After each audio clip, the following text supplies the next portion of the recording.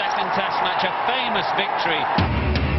মিরপুরে বাঘের থাবায় কুপোকাত ইংলিশ সিংহরা। মিরাজ সাকিবের অসাধারণ বোলিংয়ে ইংল্যান্ডকে 108 রানে হারিয়ে ঐতিহাসিক জয় বাংলাদেশের।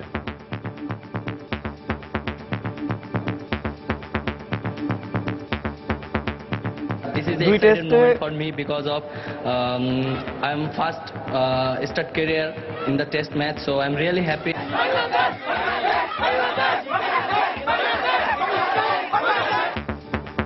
আনন্দ উল্লাসে মাতোয়ারা টাইগার ভক্তরা।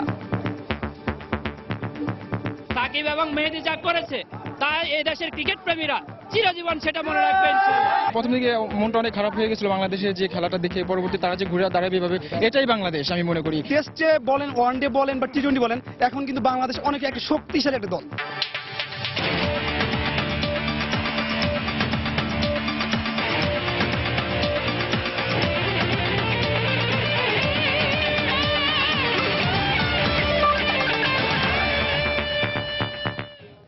মাঠের খেলা আর মাঠের বাইরের খেলার উত্তেজনা, এসব নিয়েই আমাদের নিয়মিত আয়োজন খেলার সময়। আর এই আয়োজনে আপনাদের সঙ্গে আছি আমি নিয়ামতুল্লাহ বাবু। দর্শক, ইংল্যান্ড এবং বাংলাদেশের মধ্যকার দ্বিতীয় টেস্ট নিয়ে কথা বলতে আজ আমাদের স্টুডিওতে উপস্থিত আছেন সাবেক ক্রিকেটার খালেদ মাসুদ পাইলট। আমরা চলে যাচ্ছি তার কাছে। পাইলট ভাই, আপনাকে অসংখ্য ধন্যবাদ আমার স্টুডিওতে আসার জন্য। আমরা ভাই আজকের ম্যাচটা নিয়ে কথা বলবো, তার আগে আমরা দেখে আসি যে আজকের ম্যাচ রিপোর্টটা। শুরুতেই টাইগারদের ঐতিহাসিক জয়ের খবর। মিরপুরে ইতিহাস গড়ল বাংলাদেশ। মেহেদী হাসান মিরাজের অসাধারণ বোলিং নৈপুণ্যে সিরিজের শেষ টেস্টে ইংল্যান্ডকে 108 রানের বিশাল ব্যবধানে হারালো টাইগাররা। ফলে 2 ম্যাচ সিরিজ শেষ হলো 1-1 সমতায়। টেস্টের তৃতীয় দিনে বাংলাদেশ 296 রানে অল আউট হয়ে ইংল্যান্ডকে 273 রানের টার্গেট দেয়। জবাবে ওপেনিং জুটি কিছুটা প্রতিরোধ গড়লেও দিনের শেষ সেশনে টাইগাররা 10 উইকেট তুলে নিলে ইংল্যান্ডের ইনিংস শেষ হয় 164 রানে। ম্যাচ ও সিরিজ সেরা হয়েছেন বাংলাদেশের মেহেদী হাসান মিরাজ।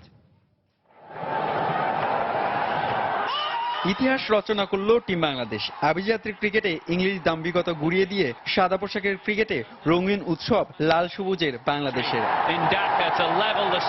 টেস্ট ক্রিকেটে গেল 16 বছরে এটি 8ম বিজয় টাইগারদের। তবে এই জয়ের আনন্দের আবেগটা দিগন্তের সীমাহীন। আর এই দিনে তাই 56,977 বর্গ মাইলের দেশটির নাম সুখী বাংলাদেশ। এর আগে সকালের গল্পে ইমরুল ও সাকিব লিডটা বড় করার স্বপ্ন দেখাচ্ছিলেন, কিন্তু ইমরুল 78 রানে কাটা পড়ার পর 41 রানে সাকিবও ফেরেন প্যাভিলিয়নে। চাপটা সামলে উঠতে পারেননি অধিনায়ক মুশফিক। বাউন্ডারি মেরে রানের পাগলা ঘোড়া ছোটাচ্ছিলেন সাব্বির, তবে এগোতে পারেননি বেশি দূর। তখনও বাংলাদেশের লিড 244 রান। তবে উইকেটে পরীক্ষিত কোনো ব্যাটসম্যানই ছিলেন না। বিরতির পরপরই তাই আউটের খাতায় তাইজুল ও মিরাজ। শেষ উইকেটে শুভাগত ও রাব্বির ঈদ বোনাসের মতন ব্যাটিংয়ে স্বাগতিকদের ইনিংস থামল 296 এর ঘরে। 24 রান বাদ দিলে ইংলিশদের টার্গেট দাঁড়ায় 273। ইতিহাসের আর্কাইভ থেকে পাওয়া তথ্য আশার সঞ্চার করলো, কারণ উপমহাদেশের মাটিতে 209 রানের বেশি তাড়া করে জেতার রেকর্ড নেই ইংল্যান্ডের। তাই মিরপুরে স্পিন স্বর্গীয় উইকেটে 273 রান যথেষ্ট মনে হয়েছে গ্যালারির দর্শক হৃদয়ে। কিন্তু হাই, কুক আর ডাকেটের ব্যাটিংয়ে বুকে কাঁপন ধরালো চট্টগ্রাম টেস্টের মতোই কি ঢাকা টেস্টেও স্বপ্ন হবে বিপন্ন? কারণ কুক ডাকেট মিলে টি ব্রেকেই তুললো বিনা উইকেটে ঠিক 100 রান।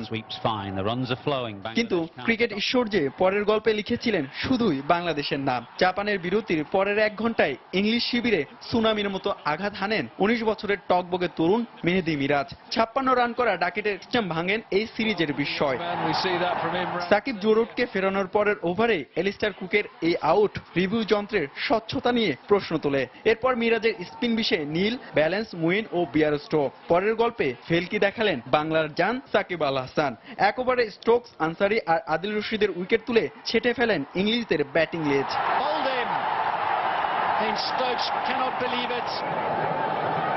শুরুর মতো শেষের গল্পের কুশলী ওই মেহেদী মিরাজ, যে ছেলেটির রেকর্ড গড়ে বাংলাদেশের টেস্ট সিরিজে শুধু নিজেকে সেরা করেননি, বাংলাদেশকেও নিয়ে গেছেন ক্রিকেট মানচিত্রের গর্বের আসনে। বাংলাদেশের বিপক্ষে টেস্ট খেলতে যে দেশগুলো নানা অজুহাত ছিল, তাদের মাঠের পারফরমেন্সে তামিম, সাকিব, মুশফিকরা কড়া জবাব দিল। চট্টগ্রামের পর ঢাকা টেস্টে টাইগারদের এমন আপোষহীন পারফরমেন্স বলছে সব ফরম্যাটে সব দলকে হারাতে জানে বাংলাদেশ। তাই আন্তর্জাতিক ক্রিকেটে সমালোচকদের মুখ এখন শুধুই চুপ। মিরপুর শেরে বাংলা জাতীয় স্টেডিয়াম থেকে হুমায়ুন কবির রোজ, সময় সংবাদ, ঢাকা। ইংলিশদের বিপক্ষে এমন জয়ের পুরো কৃতিত্ব দলের স্পিনারদের দিলেন টাইগার অধিনায়ক মুশফিকুর রহিম। ক্যারিয়ারের শুরুতে চমক দেখানো স্পিনার মিরাজকে প্রশংসায় ভাসিয়েছেন তিনি। আর এমন অর্জনে উচ্ছ্বসিত সিরিজ সেরা মিরাজও। এদিকে ইংলিশ অধিনায়ক অ্যালিস্টার কুকের মতে ঢাকা টেস্টে পার্থক্য গড়ে দিয়েছে মিরপুরের উইকেটই। কতটুকু স্বাভাবিক থাকতে পারতেন অ্যালিস্টার কুক? অভিব্যক্তি আর কথোপকথনে হয়তো সবটুকু উজাড় করেই যুদ্ধ করছিলেন ইংল্যান্ডের অধিনায়ক। আনুষ্ঠানিকতা, হ্যাঁ, এই শব্দটি কি বিষের মতো লাগছিল না থ্রি লায়নদের সাদা পোশাকের সেনাপতির কাছে? 1877 সালে ইংলিশরা যখন ক্রিকেট ইতিহাসের প্রথম টেস্ট খেলতে মাঠে নামে, বিশ্ব মানচিত্রে বাংলাদেশ নামটির আবির্ভাব ঘটেছে তারও প্রায় 100 বছর পর। তাই বাংলাদেশের কাছে ইংলিশদের এমন হারের পর কুকের ইতস্তত বাচনভঙ্গি অমূলক নয়। ওদের স্পিনাররা এই কন্ডিশনের সঙ্গে পরিচিত, কিন্তু আমরা নই। এটাই আসলে পার্থক্যটা গড়ে দিয়েছে। আর লো স্কোরিং ম্যাচের জন্য আসলে সব সুযোগগুলোই কাজে লাগাতে হয়। বিভিন্ন সময়ে আমাদের ফিল্ডাররা যে ক্যাচ মিস করেছে, সেগুলোর প্রভাব ফেলেছে পুরো ম্যাচ জুড়ে। তবে tiger captain Mushfiqur Rahim match জয়ের পুরোটা কৃতিত্বই দিলেন মিরাজ, সাকিব আর তাইজুলদের। যে সুযোগটা আমরা ফার্স্ট টেস্টে পেয়েছি, সেখান থেকে শিখে খুব তাড়াতাড়ি আমরা সেকেন্ড ইনিংসটা উইন করেছি। মিরাজের বিষয়টা আমরা অনেক আগে থেকে প্ল্যানিং করেছিলাম। আফগানিস্তানে না খেলায় ওকে ইংল্যান্ডের সাথেই খেলাবো, সো দ্যাট ওরা যেন এটা ওর সম্পর্কে কোনো কিছু না জানতে পারে। মিরাজের বিস্তৃত হাসি ছড়িয়েছে গোটা দেশে। তবে দিন দশেক আগে যে ছেলেটির অভিষেক হলো, তার কথা তো তার মতোই বিস্ময়কর। আমি যে ফার্স্ট ন্যাশনাল টিমে ঢুকছি, আমার কাছে মনেই হয়নি যে আমি মনে হচ্ছে যে আমি অনেক দিন ধরে ন্যাশনাল টিমে খেলছি। বড় কথা হলো যে বাংলাদেশ জিতছে, এইটাই আসলে অনেক বড় পাওয়া। হারার আগেই হেরে যাব না, এই মানসিকতাই নাকি বদলে দিয়েছে বাংলাদেশের ক্রিকেট। অন্তত মুশফিকের দাবি এমনটাই। যাদের হাত ধরে এই মন্ত্র চর্চা হয়েছে এদেশে, টেস্টে ইংল্যান্ডকে হারানোটা তো তাদের জন্য শুধু ঝড়ে বক মরার মতো ঘটনা নয়, সত্যি পেশাদারিত্বের পরিচয় রেখেছে টাইগাররা। এ দাবি তারা জোর গলায় তুলতেই পারেন। মাকসুম আলম খান, সময় সংবাদ, ঢাকা।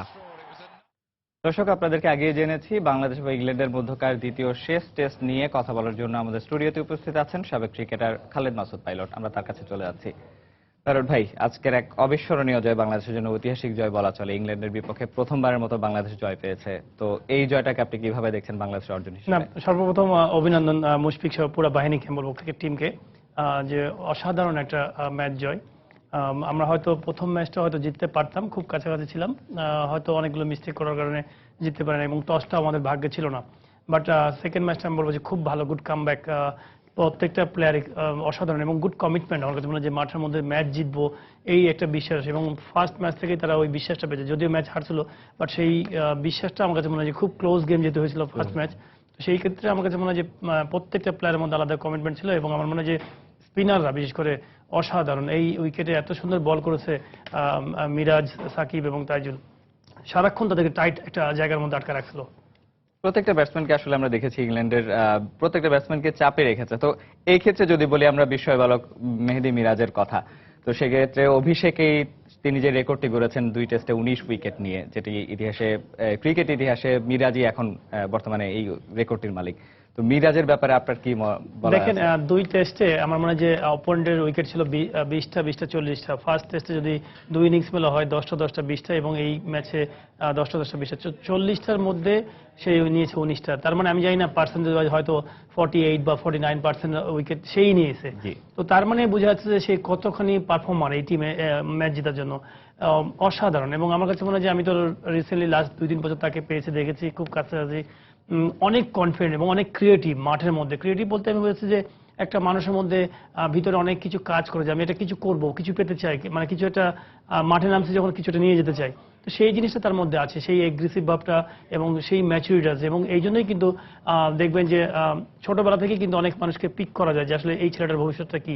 এবং সে কিন্তু লাস্ট কয়েক বছর ধরে আন্ডার-19 ক্যাপ্টেন ছিল, টানা অনেকদিন ধরে আন্ডার-19 ক্যাপ্টেন ছিল, এবং তাকে নিয়ে কিন্তু বাংলাদেশ টিম কিন্তু একটা ফিউচার দেখছিল যে এই প্লেয়ারটা হয়তো বাংলাদেশ টিমে খুব রিসেন্টলি হয়তো আসবে, এবং বিগ ফাইটার। আমি বলবো যে সে যখনই খেলছে ওয়ান ডে, ঢাকা লিগে এবং ফার্স্ট ক্লাসে, প্রত্যেকটা জায়গায় কিন্তু ভালো পারফর্ম করে কিন্তু সে প্রুভ করেছে যে সে one of the best final player. But সবচেয়ে বড় জিনিস কি, বাংলাদেশ টিমের একটা দেখেন উইদাউট মোস্তাফিজ ছাড়াই বাংলাদেশ টিমের এরকম একটা পারফরমেন্স। তো মোস্তাফিজ এই থাকলে আরো টিমটা কি হতো, হয়তো ওয়ান ডে সিরিজটা আমরা হয়তো হারতাম না, হয়তো মোস্তাফিজ থাকলে আরো ওয়ান ডে সিরিজটা জিততাম, এর আগের ম্যাচটা হয়তো জিততাম।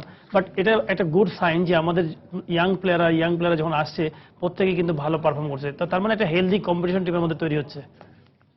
আচ্ছা ভাইয়া, এক্ষেত্রে যদি বলি সাকিব এবং তাইজুলও কিন্তু তার ফর্মে ফেরত এসেছেন আবার, এবং আমরা দেখেছি এই ম্যাচে কিন্তু তিনি 3টি উইকেট নিয়েছেন। তো এই পারফরমেন্সটা কিভাবে দেখবেন না, সাকিব এবং তাইজুলের কথা যদি বলি? না, আমি মিরাজকে হয়তো আলাদা করে বললাম, বাট আমি মনে করি যে এই টিমে এই ম্যাচে আমার মনে হয় যে 3টা বোলার পুরো ম্যাচটাই বোলিং করেছে এবং সুপার বোলিং করেছে, খুব কম ব্যাট বল করেছে। বেশিরভাগই দেখা গেল যে যেমন আদিল রশিদের সাথে যদি কম্পেয়ার টু আমাদের স্পিনার যদি কম্পেয়ার করা যায়, আদিল রশিদ কিন্তু খুব একটা ভালো বল করে না, অনেক লুজ বল করেছে, যেখান থেকে আমাদের ব্যাটসম্যানরা কিন্তু অনেক রান করতে পারছে। কিন্তু আমি মনে করি যে মিরাজ, সাকিব এবং তাইজুল খুব একটা খারাপ বল দেয় নাই, বেশিরভাগই ভালো লেন্থে বল করেছে, ভালো জায়গায় বল করেছে, ফলে ওই কি তাদেরকে সবসময় প্রেশারের উপর রাখছে। এবং আরেকটা জিনিস আমার কাছে মনে হয় যে ইংল্যান্ড টিমের ব্যাটসম্যান এবং বাংলাদেশ টিমের ব্যাটসম্যান যদি কম্পেয়ার করা যায়, আমার কাছে মনে হয় যে ইংল্যান্ডের ব্যাটসম্যানরা স্পিন ট্র্যাকে, আমি যদিও এটা বলাটা ঠিক না, তারপর আমার কাছে মনে হয় যে স্পিন ট্র্যাকে ব্যাটিং করার জন্য কিন্তু আলাদা ছন্দ দরকার, যে ছন্দটা আমার কাছে মনে হয় ইংল্যান্ডের প্লেয়াররা বুঝে নাই, এবং আমার বাংলাদেশি প্লেয়ার আমার মনে হয় যে তারা খুবই ভালো পিক করেছে। বিকজ এই ধরনের উইকেটে আপনি স্পিন ট্র্যাকে আপনি দাঁড়ায় দাঁড়ায় ব্যাটিং করলে আপনার আউট হওয়ার সম্ভাবনা বেশি থাকে, বিকজ আপনি বল লাফাচ্ছে, টার্ন করছে, কখন লো হচ্ছে, এইসব জায়গায় উইকেটে পা যত বেশি ইউজ করবেন, দেখবেন যে অস্ট্রেলিয়ান ব্যাটসম্যান ছিল আপনার ক্যাপ্টেন স্মিথ, মাইকেল ক্লার্ক, যারা এখানে আসতেন, মাইকেল হাসি, তারা কিন্তু দাঁড়ায় দাঁড়ায় ব্যাটিং করতাম, তারা কিন্তু ডাউন দেখে যেত, ব্যাকে যেত, আবার পিছিয়ে বলকে সবসময় নিয়ে ব্যাটের মাঝখানে প্যাডের মাঝখানে নিয়ে এসে ব্যাটিং করতো। তো এইখানে আমার কাছে মনে হয় ইংল্যান্ড প্লেয়ার ব্যাটসম্যানরা কিন্তু একটা বড় মিস করে গেছে আমার কাছে মনে হয়। ইংল্যান্ডের বিপক্ষে বাংলাদেশের ঐতিহাসিক টেস্ট জয় আসলো মেহেদী হাসান মিরাজের হাত ধরেই। বিশ্বের প্রথম বোলার হিসেবে 2 টেস্টের অভিষেক সিরিজে সর্বোচ্চ 19 উইকেট নেওয়ার রেকর্ড গড়েছেন এই অফ স্পিনার। ব্যাটিং অলরাউন্ডার হলেও বিশেষজ্ঞ স্পিনার হিসেবে দলের সুযোগ পেয়ে আস্থার প্রতিদান দিয়েছেন বাংলাদেশের ক্রিকেটের নতুন আবিষ্কার খুলনার স্পিনার। অবিস্মরণীয়, অসাধারণ, অভাবনীয়, যে উপমায় ব্যবহার করা হোক না কেন, মিরাজের কীর্তি বর্ণনা করা সম্ভব নয়। অনূর্ধ্ব 19 বিশ্বকাপ দিয়ে বাংলাদেশের আগামী তারকা হিসেবে আবির্ভাব বিশ্ব ক্রিকেটে। ক্যারিয়ারের উষালগ্নে ইংল্যান্ডের মতো পরাশক্তির বিপক্ষে নিজের প্রতিভার জানান দিলেন সদ্য কৈশোর পেরুনো এই অলরাউন্ডার। সাকিব, তামিম, মুশফিক সহ বাংলাদেশ দলে অনেক বড় নামই আছে, কিন্তু সিরিজ শুরুর আগে কে বাজি ধরেছিলেন এই মিরাজই হবেন বাংলাদেশের ট্রাম্প কার্ড। টেস্ট ক্রিকেটে 133 বছরের অভিজ্ঞতা থাকা ইংল্যান্ডের অহমিকা চূর্ণ করে বাংলাদেশকে অবিস্মরণীয় জয় এনে দেওয়ার নায়ক সে মিরাজই। প্রথম ইনিংসে নিয়েছিলেন 6 উইকেট, তবে ক্রিকেট বিধাতা যেন মিরাজকে 2 হাত ভরে দেওয়ার পণ করেই রেখেছিলেন। দ্বিতীয় ইনিংসে ইংল্যান্ডের দলীয় 100 রানেও যখন কোনো উইকেট নেই, অধিনায়ক মুশফিক বারবার দ্বারস্থ হন মিরাজের। আধার কেটে আলো আসলো তার হাত ধরেই। সিরিজ শুরুর আগে বেশ নামডাক থাকা ডাকেটকে দিয়ে শুরু, এরপর শুভ্র পোশাকে মুগ্ধতা ছড়িয়ে ইংল্যান্ডের ব্যাটিং মেরুদণ্ড ভেঙে দেন খুলনার ছেলে মিরাজ। কুক, মঈন আলী, ব্যালেন্স সবাই বিভ্রান্ত হয়েছেন মিরাজের ঘূর্ণির ইন্দ্রজালে। পরতে পরতে রোমাঞ্চ ছড়ানো ঢাকা টেস্ট দিয়ে রেকর্ড বইও জায়গা করে নেন এই অফ স্পিনার। টেস্ট ক্রিকেট ইতিহাসে 5ম কনিষ্ঠ বোলার হিসেবে ম্যাচে 10 উইকেট নিয়েছেন মিরাজ, যে রেকর্ডটা এখনো এনামুল হক জুনিয়রের দখলে। টেস্ট ক্রিকেটে বাংলাদেশের 16 বছরের পথ চলায় 8ম জয়, আর এই প্রথম ইংল্যান্ড বধ। ক্যারিয়ারের শুরুটা হয়েছে স্বপ্নের মতো, এখনো যেন ঘোরের মধ্যেই আছেন মেহেদী হাসান মিরাজ। বাংলাদেশ জিতছে, এইটাই আসলে অনেক বড় পাওয়া। আর সবচেয়ে ভালো লাগার যে জিনিসটা, যে মানে আমি যাদের ক্রিকেট খেলা দেখছি ছোটবেলায় টিভিতে, তাদের সাথে খেলতে পেরে নিজেকে আরো বেশি ভালো লাগতেছে। আসলে আমি নিজেও চিন্তা করতে পারতেছি না যে আসলে আমি ন্যাশনাল টিমে খেলতেছি বা বড় ভাইদের সাথে খেলতেছি, মুশফিক ভাই, সাকিব ভাই, তামিম ভাই, রিয়াদ ভাই, মানে আসলে আমি নিজেই এক্সাইটেড। সাদা পোশাকে বাংলাদেশের ক্রিকেটে উদয় হলো মিরাজ নামের এক নতুন সূর্যের, তবে এ তো মাত্র পদধ্বনি। দেশের ক্রিকেটের নতুন নায়ককে যেতে হবে বহুদূর। সাজিদ মুস্তাহিদ, সময় সংবাদ, ঢাকা। টেস্ট ক্রিকেটে ইতিহাস গড়ল বাংলাদেশ। প্রথমবারের মতো টেস্টে ইংল্যান্ডকে হারিয়ে জয়ের আনন্দে ভাসছে পুরো মিরপুর। টাইগারদের জয়ে নেচে গিয়ে উল্লাস করেছেন ম্যাচ দেখতে আসা সমর্থকরা।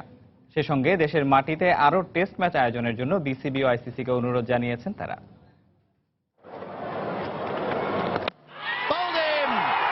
এ অর্জন অনন্য, এ অর্জন অসাধারণ। ইংলিশরা যে ঢাকা টেস্ট হারতে চলেছে তা স্পষ্ট হয় সাকিবের বলে বোল্ড হয়ে বেন স্টোকসের সাজঘরে ফেরার মধ্য দিয়ে। প্রিয় মাতৃভূমিকে সাকিবের স্যালুটের সাথে সামিল হলেন দেশের ক্রিকেট ভক্তরা। কি টিএসসি, কি হোম অফ ক্রিকেট, মুহূর্তেই আনন্দের ঢেউ ছড়িয়ে পড়ে।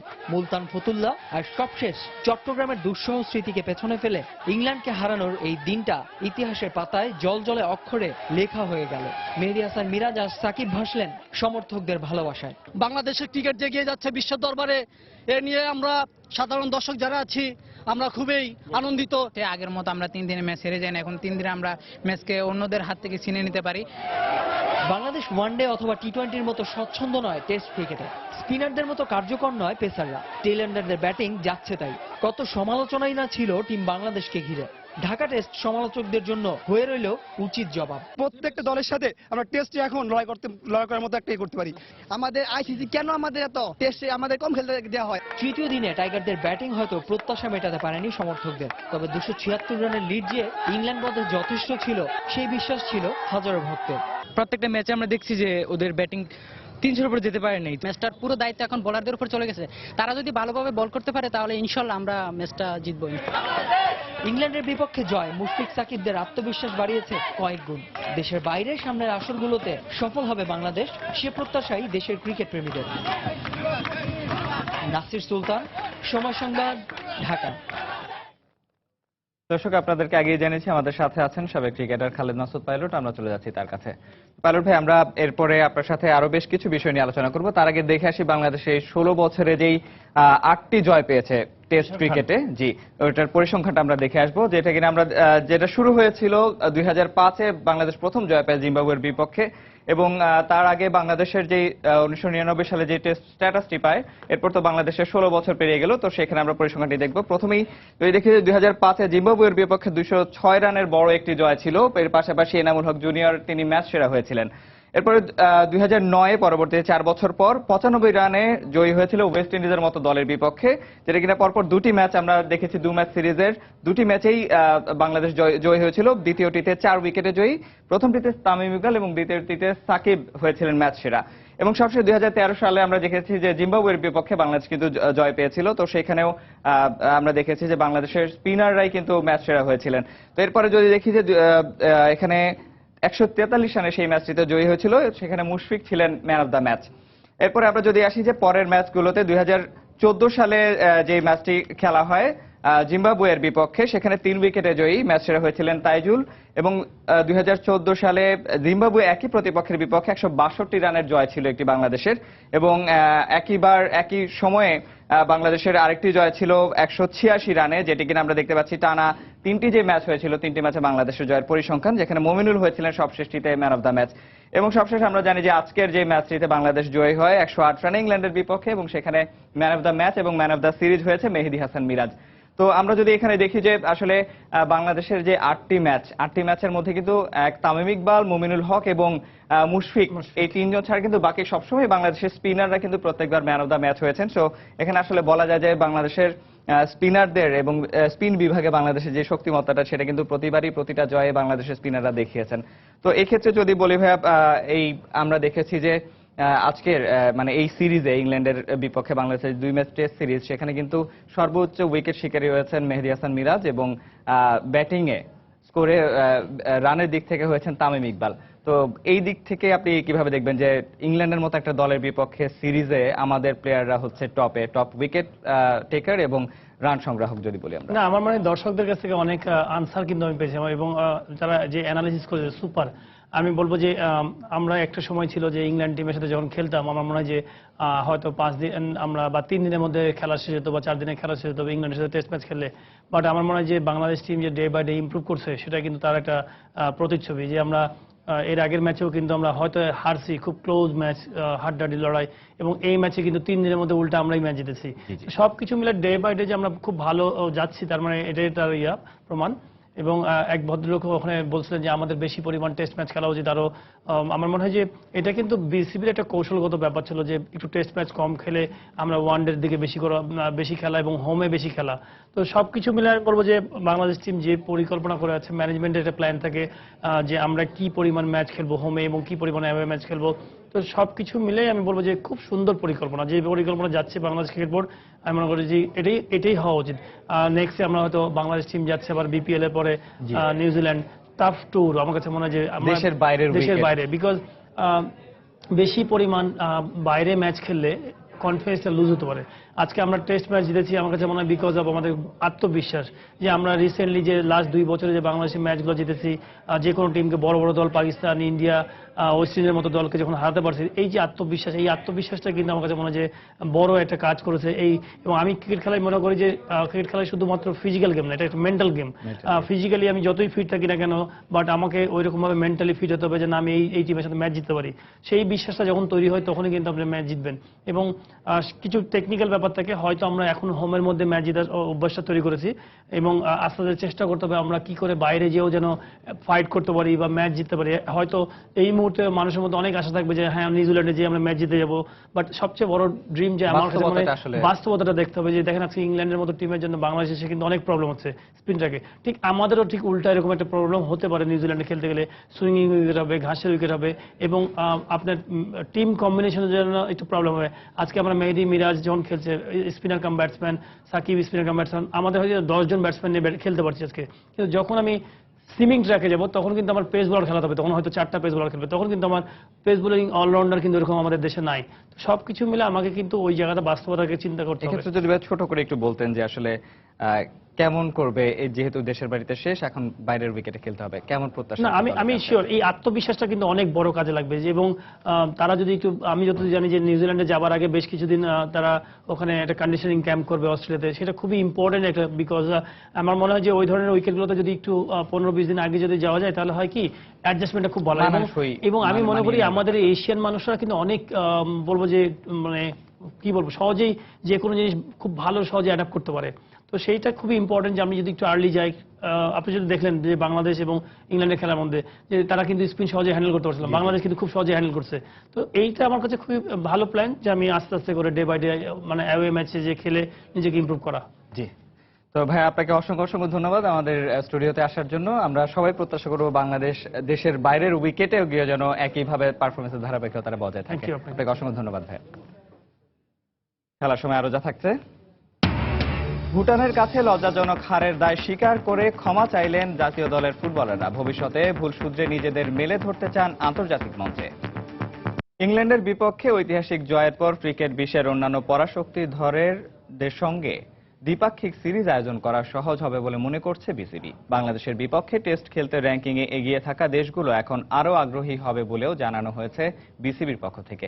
এদিকে সব শঙ্কা উড়িয়ে দিয়ে আফগানিস্তান ও ইংল্যান্ডের বিপক্ষে দুটি সিরিজ কোনো ধরনের অপ্রীতিকর ঘটনা ছাড়াই আয়োজন করতে পেরে বেশ সন্তুষ্ট ক্রিকেটের অভিভাবক সংস্থাটি।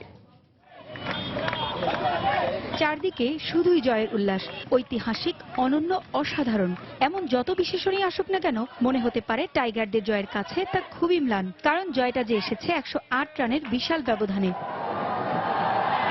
টেস্ট ক্রিকেটে এতদিন জয়ের কথা আসলে প্রতিপক্ষ হিসেবে শুধুই শোনা যেত জিম্বাবুয়ে কিংবা ওয়েস্ট ইন্ডিজের নাম, কিন্তু ইংল্যান্ডের বিপক্ষে ঐতিহাসিক টেস্ট জিতে ক্রিকেট মানচিত্রে নতুন করে নিজেদের জানান দিয়েছে মুশফিক সাকিবরা। তবে দারুণ এ জয়ের পরও নিজের চেহারায় আক্ষেপ পুষে রেখেছেন টাইগারদের গড়ে তোলার মূল কারিগর হাথুরু সিংহে। কিন্তু ঢাকা জয়ের পরও কেন এই আক্ষেপ হাথুরুর? চট্টগ্রামে আমরা দারুণ খেলেছি, 22 রানের হারের স্মৃতি আমি কখনোই ভুলবো না। আর একটু হলে আমরা টেস্ট সিরিজটা জিততে পারতাম। তবে ক্রিকেটাররা এখন সব পরিস্থিতিতে ঘুরে দাঁড়াতে শিখেছে, এটা সত্যি প্রশংসার দাবিদার।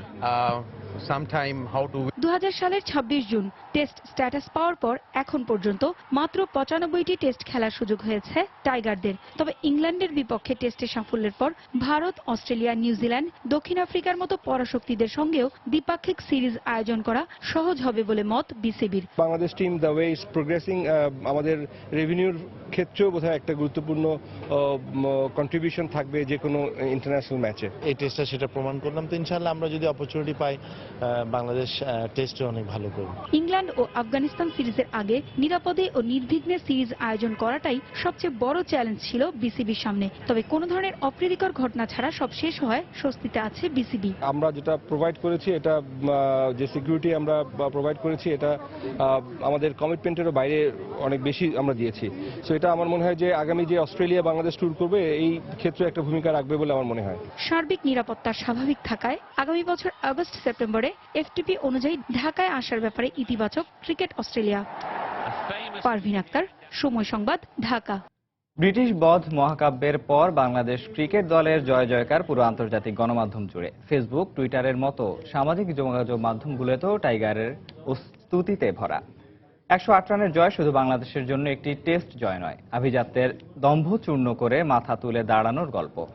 ইংলিশদের সাথে সিরিজে সমতায় ফেরানো ম্যাচে যেমন পাদপ্রদীপের আলোতে মেহেদী মিরাজ, ঠিক তেমনি সাকিব আল হাসানের স্যালুট। এখন স্যালুট দিচ্ছে পুরো বাংলাদেশ। ইংলিশ বধকাব্যে যখন ছন্দপতনের সুর, তখন সাকিব আল হাসান দেখিয়েছেন কি করে ধ্বংসস্তূপ থেকে মাথা তুলে দাঁড়াতে হয়, প্রতিপক্ষের দম্ভ চূর্ণ করে জাত চেনাতে হয় নিজেদের। পুচকে বাঘ মিরাজও যখন ইংলিশ সিংহদের সামনে গগনবিদারী গর্জন করেন, তখনই বোঝা যায় সাদা পোশাকেও হলুদ কালো ডোরা কাটার ছাপ দিন দিন স্পষ্ট হয়ে উঠছে। জি অফ বয়কটের কথা এখনো ভোলেনি বাংলাদেশের সমর্থকরা। বাংলাদেশকে হারাতে নাকি 3 দিনের বেশি সময় লাগে না বাংলাদেশের বিপক্ষে, তাই টেস্ট খেলাটাই সময়ক্ষেপণ। জি অফ বয়কটদের মুখে এখন কুলুপ। ইংলিশরাই আজ 3 দিনে বাঘের কাছে কুপকাত। এক সেশনে নেই তাদের 10-10টি উইকেট, 2 হাসানেই তাদের ত্রাহি পরিণতি। ব্রিটিশ গণমাধ্যমে টাইগার স্তুতির বন্যা বইছে। বিবিসি থেকে টেলিগ্রাফ, গার্ডিয়ান, সবাই যেন মিরাজ সাকিব ঘূর্ণিজাদুর মোহগ্রস্ত। সাগরিকায় যে কাব্যে ছন্দ মেলাতে পারেনি টাইগাররা, সেই ছন্দের অন্তমিল হলো হোম অফ ক্রিকেটে। শুধু গণমাধ্যম ক্ষান্ত নয়, পুরো বিশ্বকে এক করা সামাজিক যোগাযোগ মাধ্যমের জন্য বাংলাদেশের জয় জয়কার। 16 বছরের টেস্ট অভিজ্ঞতার কাছে হার মেনেছে শতবর্ষী ক্রিকেট ঐতিহ্য। এই গল্প তো হৃদয় ছোঁয়ারই কথা। ঠিক যেমন বেন স্টোকসের এই টুইট, সাকিব আল হাসানকে ফিরতি স্যালুটে সম্মান জানাতে ভুললেন না তিনিও। বাংলাদেশ ক্রিকেটের সেরা জয় বলছেন অনেকেই বলছেন এই জয়ের সাথে তুলনা হয় না কোনো জয়ের। 108 সংখ্যাটা ঠিক বোঝাতে পারছে না এই জয়ের মাহাত্ম্য। এই জয় যেন ক্রিকেটীয় সাম্রাজ্যে নবজাগরণের গল্প। রায়হান মাসুদ, সময় সংবাদ। দেখছেন খেলার সময়। শেষ হলো আরো একটি টাইগারময় সিরিজ। ক্রিকেটের 3 মোড়লের একজন ইংল্যান্ডের বিপক্ষে রাজস্বিক জয়ে রেকর্ড বইয়ের পাতায় এসেছে অনেক পরিবর্তন। র্যাঙ্কিংয়ে ইংলিশরা বাংলাদেশের চেয়ে 5 ধাপ এগিয়ে থাকলেও পুরো সিরিজে আধিপত্য ছিল বাংলাদেশের খেলোয়াড়দের। এবারের প্রতিবেদনও জেনে নেব বাংলাদেশ ইংল্যান্ড টেস্ট সিরিজের পরিসংখ্যানগত বিশ্লেষণ।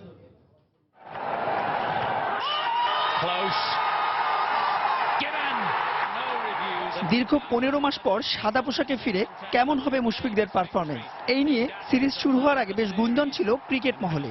তবে বদলে যাওয়া টাইগাররা এখন শুধু সীমিত ওভারের ক্রিকেট নয়, টেস্টেও সমীহা জাগানো দল। সদ্য শেষ হওয়া বাংলাদেশ ইংল্যান্ড সিরিজের পারফরমেন্স তাই বলে। বোলিংয়ে শুরু থেকে নির্বাচকদের আস্থার প্রতিদান দিয়েছেন অভিষিক্ত মেহেদী মিরাজ। ভেঙেছেন 129 বছরের রেকর্ড। 1887 সালে অভিষেকের প্রথম 2 ইনিংসে অজি পেসার ফেরিস নিয়েছিলেন 18 উইকেট, মিরাজ নিলেন 19টা। 18.41 গড়ে 12 উইকেট নিয়ে তালিকার দ্বিতীয় স্থানে রয়েছে বাংলাদেশের জান সাকিব আল হাসান। 11টি করে উইকেট রয়েছে ইংলিশ পেসার বেন স্টোকস ও অলরাউন্ডার মঈন আলীর দখলে। পঞ্চম স্থানে আরেক বাংলাদেশি স্পিনার তাইজুল ইসলাম, তার দখলে 7 উইকেট। দুদলের 80 উইকেটের 62টি পেয়েছেন স্পিনাররা। বোলিংয়ের মতো ব্যাটিংয়েও আধিপত্য ছিল টাইগার ব্যাটসম্যানদের। পুরো সিরিজ জুড়ে দারুণ ধারাবাহিক ছিলেন ড্যাশিং ওপেনার তামিম ইকবাল। 2 ম্যাচে 57.75 গড়ে তামিমের সংগ্রহ 231 রান। 143 রান নিয়ে দ্বিতীয় স্থানে আরেক ওপেনার ইমরুল কায়েস। তৃতীয় স্থানে থাকা বেন স্টোকসের সংগ্রহ 128 রান। সিরিজের দলীয় ও ব্যক্তিগত সর্বোচ্চ রানও বাংলাদেশের দখলে। ইংল্যান্ডের বিপক্ষে দ্বিতীয় টেস্টের চতুর্থ ইনিংসে বাংলাদেশ করেছে 296 রান।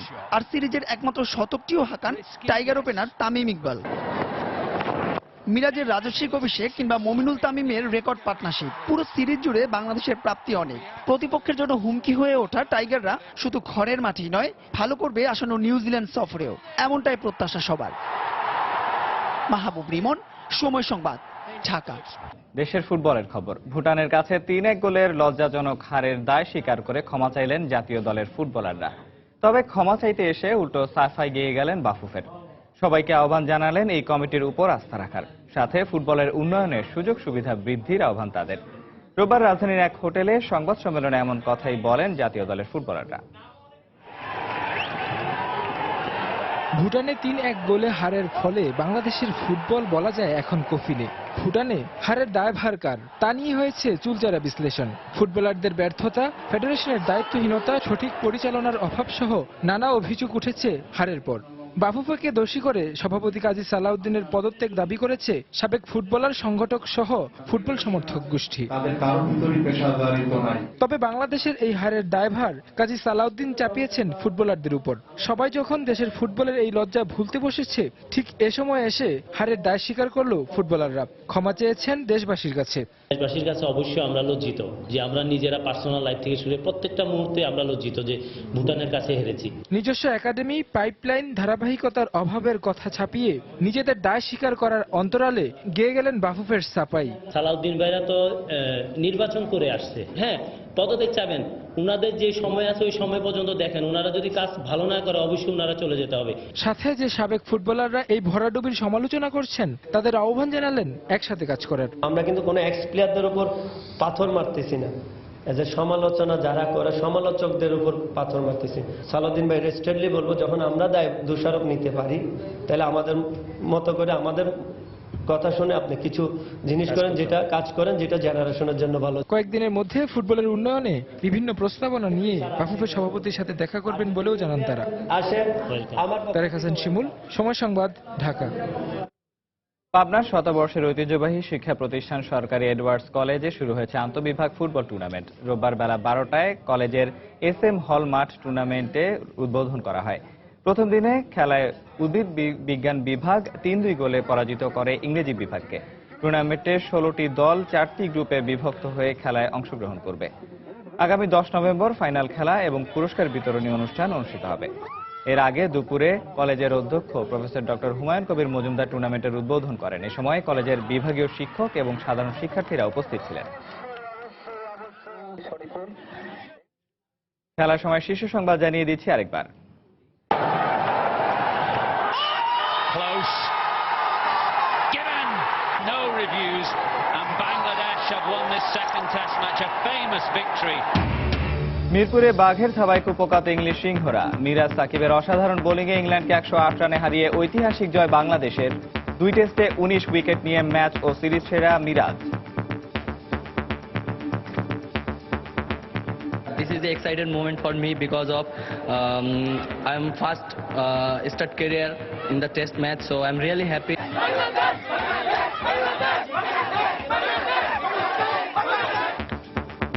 আনন্দ উল্লাসে মাতোয়ারা টাইগার ভক্তরা। সাকিব এবং মেহেদী যা করেছে তাই এই দেশের ক্রিকেট প্রেমীরা চিরজীবন সেটা মনে রাখবেন। প্রথম দিকে মনটা অনেক খারাপ হয়ে গেছিল বাংলাদেশের যে খেলাটা দেখে, পরবর্তী তারা যে ঘুরে দাঁড়াবে এভাবে, এটাই বাংলাদেশ আমি মনে করি। টেস্টে বলেন, ওয়ানডে বলেন বা টি20 বলেন, এখন কিন্তু বাংলাদেশ অনেক একটা শক্তিশালী একটা দল। দর্শক, এই ছিল খেলার সময়ের এখনকার আয়োজন। যে কোনো খবর পেতে ভিজিট করুন সময়নিউজ.tv। আর খেলার জগতের সব খবর, সর্বশেষ খবর জানতে সঙ্গে থাকুন।